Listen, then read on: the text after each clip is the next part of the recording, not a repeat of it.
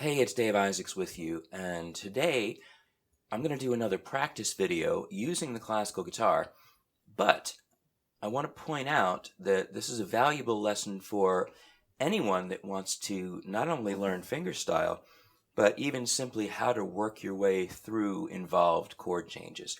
We will be looking at the picking, the right hand fingering, and approaches to developing that, but also looking at the left hand, the fretting hand, and talking about how to develop your control and coordination on involved, intricate chord changes, which this has quite a few. If you're not a fingerstyle player, this is an exercise in arpeggios, and so the whole thing could be played with a pick as well. So we're looking at a Prelude in F by Ferdinando Carulli, and Carulli, if you don't know classical guitar music, is one of the great virtuoso composers of the 19th century. So he would have written this in the early 1800s sometime as a teaching piece. It's Prelude number 6, opus 114, for those of you who are keeping score. Let me play it through for you, and then we're going to walk through the chord changes and the patterns. I'm working from the sheet music, but there is a link to the tab in the description if you want to follow along.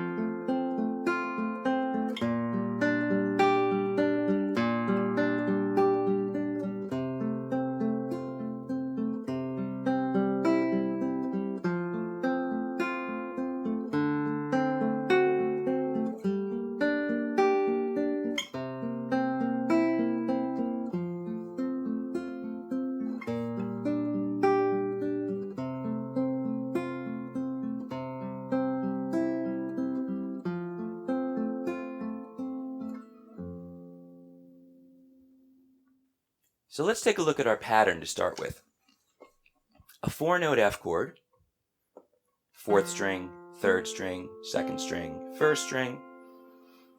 I'm striking the strings with thumb, index, middle, and ring. And for the entirety of this exercise, I am assigning index, middle, ring, or we might say in classical terms, the I, M, and A fingers, to strings 3, 2, and 1. In other words, anytime I'm hitting the 3rd string, it's the index. Anytime I'm hitting the 1st string, it's the ring. The thumb is going to move around from one bass string to another depending on where the bass note is in the chord. So in this 4-note F chord, my thumb is going to hit string 4. In this G7 chord, my 3 fingers are still over the same 3 treble strings, but my thumb is reaching to 6. The pattern is consistent all the way through.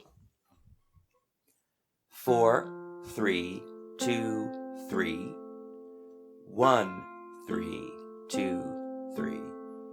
So what we have is a low note, arpeggio back and forth, high note, same arpeggio.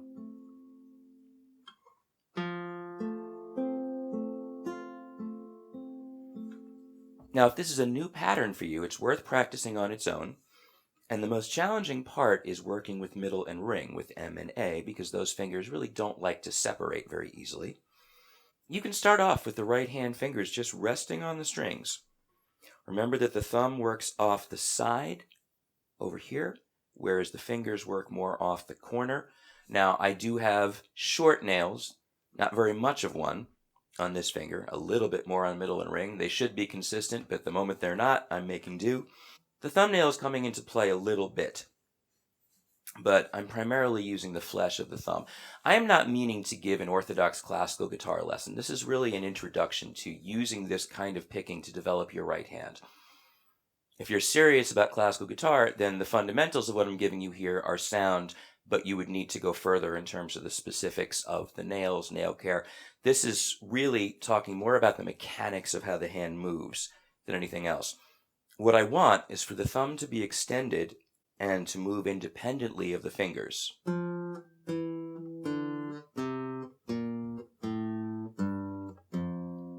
Thumb is going to push towards the floor, and so I sort of roll through the string off the ball of the thumb, whereas the fingers are going to pluck inward towards the palm.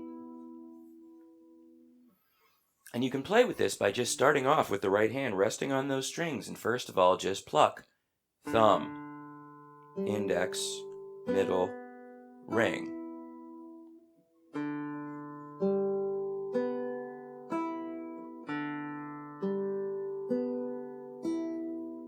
Just finding where it sounds good, getting it consistent is the hardest part. And then the pattern. 4 notes. Thumb, index, middle, index, or P-I-M-I,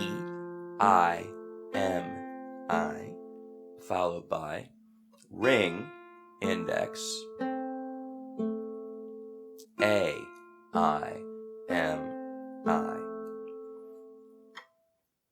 thumb, index, middle, index, ring, index, middle, index. We're going to keep that pattern consistently. If you've never plucked with the ring finger before, and some people haven't, it's worth learning how, but it is also possible to play this pattern, and it's worthwhile to practice this as well by using the thumb twice and moving index and middle over to 1 and 2. Now the fingering in the right hand becomes thumb, thumb, index, thumb, middle, thumb, index, thumb. Now it doesn't sound the same.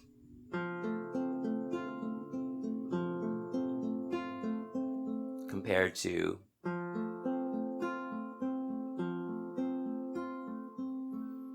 I do prefer the second one because it's more fluid to me, and we're going to be playing a lot with the dynamics between the different strings, the different voices.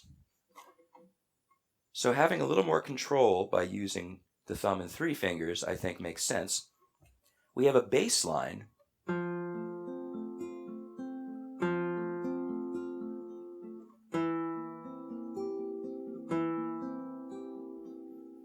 We have an accented melody on top.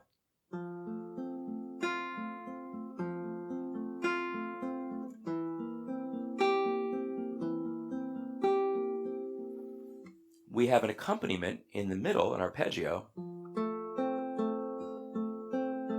Bum bum bum, bum bum bum, boo da dum, boom bum bum. So we want to balance all those things, and on top of that, we can combine elements of them to vary the melody. For example, in a lot of ways, you hear this. Bum bum bum. Bum bum bum. Or you could hear it all as bum bum bum bum bum bum bum bum bum. But I think the intent is for you to hear these distinct parts. And one of the nice things you can do with arpeggio practice is to experiment with bringing out different notes of the arpeggio. So I'm going to play just this same pattern, and I'm going to accent first the index finger,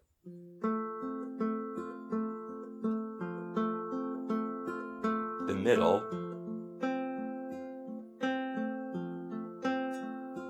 the ring, the thumb,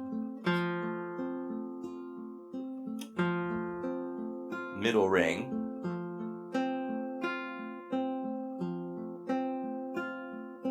index middle,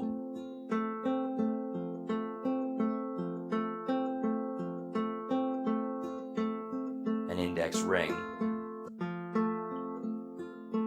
Ooh, that's hard. Index ring.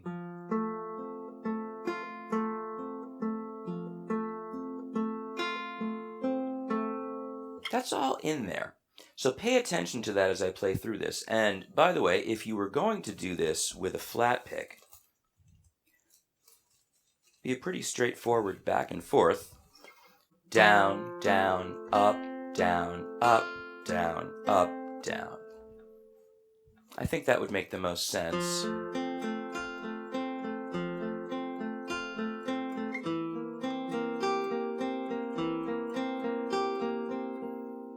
If you find that it's most natural to anchor back here, that's okay. Notice how I had my pinky sitting here on the face of the guitar, but make sure that when you have to get a bass note, say on the 6th string, that anchoring here does not make it difficult for you to reach that low note. You're going to have to move around.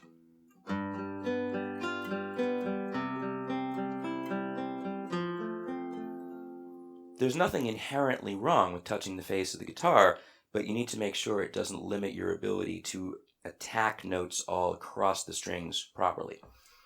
Now, before I play this through, I should say one more thing about the fretting hand. We want the arpeggios to ring out. So we're not looking to separate the notes of a chord from each other. It's not this. They're all meant to ring. But sometimes it takes a little work to get into the chord. For example, if we're coming from this 4-note F, and we're going into this inverted C7, and you find that challenging, then take a look at what the fingers need to do.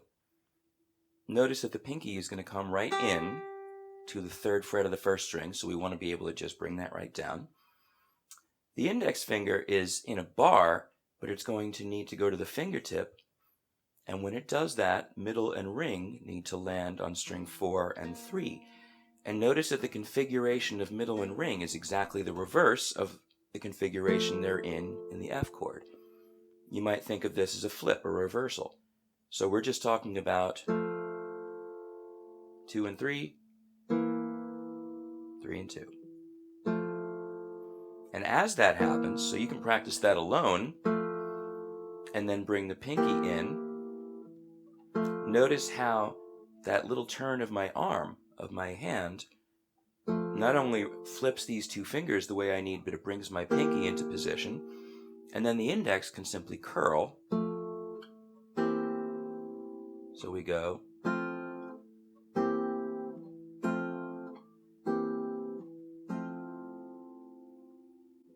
So I'm going to play this through one more time slowly. I'm going to call out the chords this time as I go. Now, if you're playing this with a pick, the same kind of thing applies because obviously the notes land in the same order, whether we're using the fingers or the flat pick. So pay attention to the chord forms. Some of them are going to be unfamiliar. You can follow along on the tab, but I'll call them out as we go. Notice how I set up the left-hand fingers, and notice how I'm bringing out different notes within the arpeggio to create a sense of melody and movement. Starting on an F. Setting up a C7 with an E bass, C major, F, A7, a little more tension, come up a little in dynamic, resolving into D minor, to a G7, it's relaxing a little as it heads towards C. Building through C7, F, G minor over B flat, F over C, resolving to C, and now F, D7, G minor, C7, F, G minor over B flat, F over C, C, F.